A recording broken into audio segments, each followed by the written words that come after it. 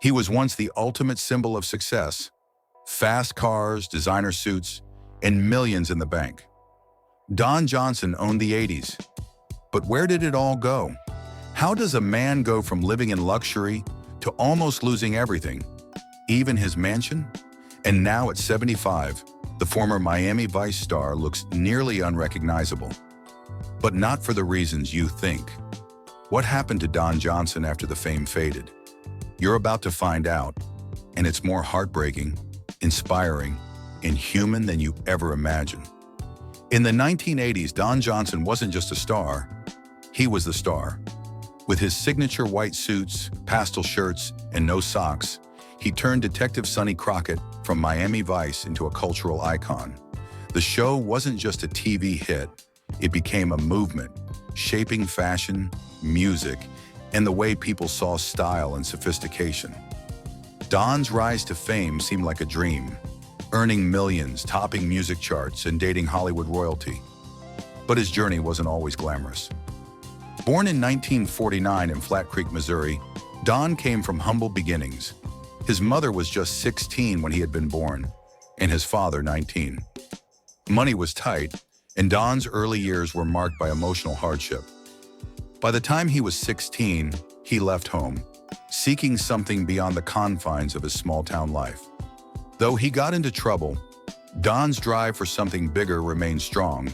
A high school drama class was a turning point. It was the moment he found his passion for acting. Determined to pursue a career in the arts, Don attended the University of Kansas and later the American Conservatory Theater in San Francisco. Throughout the 1970s, he worked relentlessly, landing minor roles in indie films and theater productions. His journey was a hard one, filled with rejection and the hustle of working his way up. But it all changed in 1984, when he was cast as Sonny Crockett in Miami Vice. The role transformed his life, making him a household name and a pop culture sensation. Don Johnson's transformation from a small-town dreamer to a global star is a testament to perseverance, talent, and the power of a single opportunity. The show exploded in popularity, turning Don into a household name overnight. The cars, the alligator, the soundtrack. It was slick, stylish, and unforgettable. Don became a symbol of cool, and his bank account showed it. He owned mansions in Hollywood, a sprawling ranch in Colorado, and a luxury home in Miami. His car collection? Ferraris, Lamborghinis, Porsches, you name it. He partied with Jack Nicholson. He dated Barbra Streisand. His daughter, Dakota Johnson, would later go on to become a star in her own right. Don Johnson had everything, but behind the glitz and glamour, the cracks were already forming. Even before the fame, Don's personal life had always been turbulent.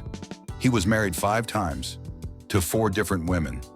2 of those marriages were so short they were annulled in days. His relationship with Melanie Griffith was legendary. They married, divorced, remarried, and had Dakota. But even their love couldn't survive the chaos of celebrity life. Melanie once said, "He's no angel. He is not easy." Don's love life was a Hollywood saga. Models, actresses, even a highly controversial relationship with Jodie Lynn O'Keefe, who played his on-screen daughter in Nash Bridges. At the time, she was 18. He was in his late 40s. By the late 80s, Don's lifestyle caught up with him. Fame brought temptation. The party scene in Hollywood wasn't just about glitz. It came with alcohol and illicit substances. Don later admitted that addiction slowly took over his life. At first it was fun, then it became chaos. It affected his relationships, his health, his work. And as his grip on fame loosened, so did his control over his finances. In 2002, the world was stunned when Don Johnson was detained by German authorities. Customs officers at the Swiss-German border discovered financial documents in his luggage connected to accounts worth over $8 billion. That's right, billion with a B. Authorities suspected money laundering. Investigations were launched. Media outlets ran wild with speculation. Was Don part of an international financial scheme? Was he just a pawn in someone else's game? In the end, the charges were dropped, but the damage was done. The scandal stuck to his name, and Hollywood distanced itself. Then came the money problems. Despite his earnings, Don never stopped spending. Lavish homes, luxury cars, legal fees, alimony, child support. It piled up. And when the acting offers dried up, the financial house of cards began to collapse. By 2004, Don was hours away from losing his beloved Aspen mansion. He had defaulted on nearly $1 million in loans. A mysterious last-minute financial lifeline saved him.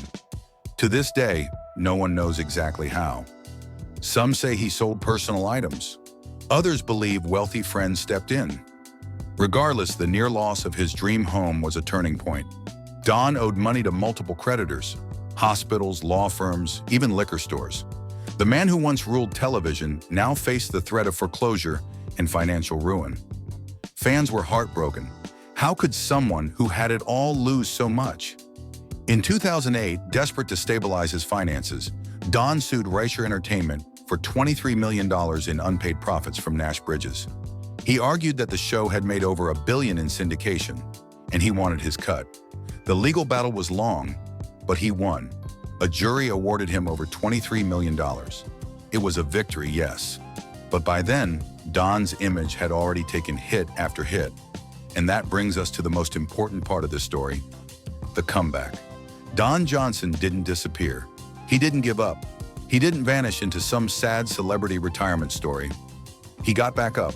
In the 2010s, he began reappearing. Wiser, grounded, and still stylish. He took on roles that leaned into his experience, not his image. He starred in Eastbound and Down, appeared in films like Django Unchained and Knives Out, and reintroduced himself to a whole new generation.